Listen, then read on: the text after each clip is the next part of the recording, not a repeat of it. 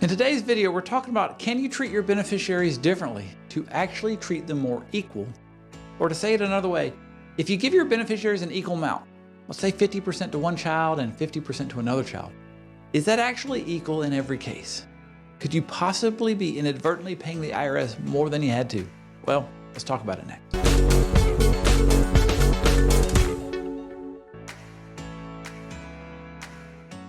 Hey, this is Mel Stubbs. I'm a financial planner at Christy Capital Management, where we're helping federal employees plan for retirement. If you need individualized help, go to christycapital.com.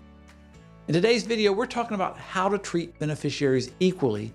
And probably for this video, we're talking about when the money finally gets down to the children. It seems like most people we talk to, if they're married, the spouse is the 100% primary beneficiary, and then the children are contingent beneficiaries. If you're not married, you may want to have your money immediately go to your children.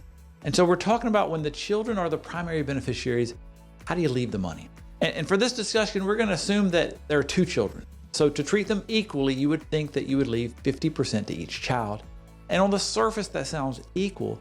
But if you really wanted to be equal, there may be some further planning you could do. What if your two children are in different tax brackets? Let's say, just for round numbers, that you have $1 million IRA and you want to leave it to your two children. Let's say one of your children is a high-tech executive making $300,000 a year, and your other child is a social worker with the Department of Social Services helping foster children. Obviously, their incomes would be a whole lot different. If you left each child $500,000 of taxable traditional IRA, and they have to start taking distributions out of the account, at some point, they're going to be taxed differently. Let's say that they're both single. One of them may be in the 22% bracket, and the other may be in the 35% bracket. Let's look at three different scenarios of how you could leave the money, and we're mainly focusing on two things. How much does each beneficiary get, and what's the discrepancy between the two? Are they actually getting somewhat close to being equal? And then the other thing we're going to look at is how much taxes eventually got paid. The goal of this is to leave the beneficiaries a more equal amount and pay the IRS less. Is that possible? Let's look at scenario one, which is a total IRA balance of $1 million. Beneficiary one gets 50%, beneficiary two gets 50%. And this is how we see most people doing their beneficiaries to their children. Let's say beneficiary one is at the 22% tax bracket, beneficiary two is at the 35% tax bracket. Beneficiary one would get the $500,000 and they would pay $110,000 in taxes. And the assumption here is that they have to start making distributions over a 10-year period. And we're assuming that they're able to take their distributions and stay in their current bracket. We're also not accounting for any growth. We're trying to simplify the math, so we're just looking at taking $500,000 out, paying 22% in taxes, which gives them a net amount inherited to beneficiary one of $390,000. If you look at beneficiary two, they also inherit $500,000 at their tax bracket, 35%. The taxes paid would be $175,000, which gives a net amount inherited of $325,000. The discrepancy here is that beneficiary one is getting $65,000 more than beneficiary two after taxes, and the total taxes paid $285,000, rendering a 28.5% average tax rate. So one solution, if everything is traditional, is I'll just give an unequal amount. So in scenario two, we're giving beneficiary one 45%, beneficiary two 55%. Each beneficiary is at the same tax bracket. And so beneficiary one would inherit $450,000, and then at 22% taxes, that would equal $99,000 of taxes, and the net amount inherited would be $351,000. Beneficiary two is still at the 35% bracket and inheriting $550,000 with taxes paid of $192,500, meaning a net amount would be $357,500. The discrepancy between the beneficiaries is now only $6,500, which is a lot better than $65,000, if being equal is your goal. However, look at the total taxes paid.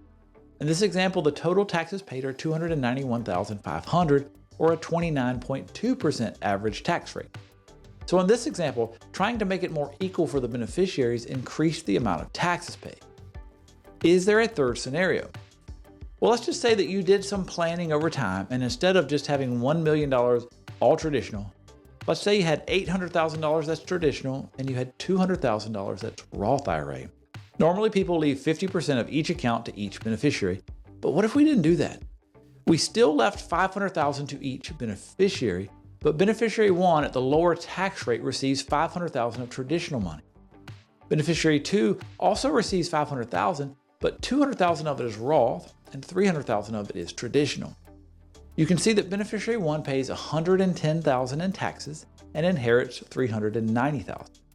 Beneficiary 2 pays $105,000 in taxes and nets $395,000. This is a discrepancy of $5,000, which is the closest so far. This is solving the goal of leaving the most equal amount. And if you look at the taxes paid, we're down to $215,000, which is a $70,000 decrease in taxes paid to the government compared to scenario 1, and a $70,000 increase of inheritance to Beneficiary 2. The average tax rate is down to 26.9%. So in this case, it looks to be accomplishing the goal of giving the most equal amount and paying the least you can in taxes. The Roth money is worth more to the beneficiary in the higher tax bracket, and so it can make sense to leave money unequally. So how would you set up your beneficiary designations for the traditional IRA? Beneficiary 1 would get 62.5%, and Beneficiary 2 would get 37.5%. The beneficiary designation for the Roth would be Beneficiary 1 gets 0%, and Beneficiary 2 gets 100%. This is an instance of leaving what appears to be unequal amounts, or at least not putting 50% beneficiaries on each of them, but it actually gives you a more equal amount and pays the IRS less. The higher tax beneficiary receives more with Roth, which also allows the IRS to get paid less. Now notice, if you're going to leave unequal amounts to your children because you factor in the different tax rates, to actually make it be an equal amount to your children, the best thing to do would be able to have a family meeting and let them know that. You would hate for somebody to misconstrue why the sibling got more than them when in essence you were actually doing this to be extra fair. So are there some cases where you can treat your kids unequally in an effort to actually treat them as equal as you can? Yes, there are. Now, I imagine for some of you, this is going to be going way past the extra mile and not something that you deem required. And thanks for humoring me by watching this far. But I'm hoping some of you see that the extra planning can end up giving your beneficiaries more money and giving the IRS less money. If advanced planning is something that interests you, reach out to ChristyCapital.com and click Talk to an Advisor.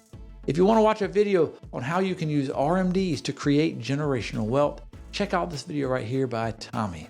My name is Mel Stubbs. I'll see you on the next video.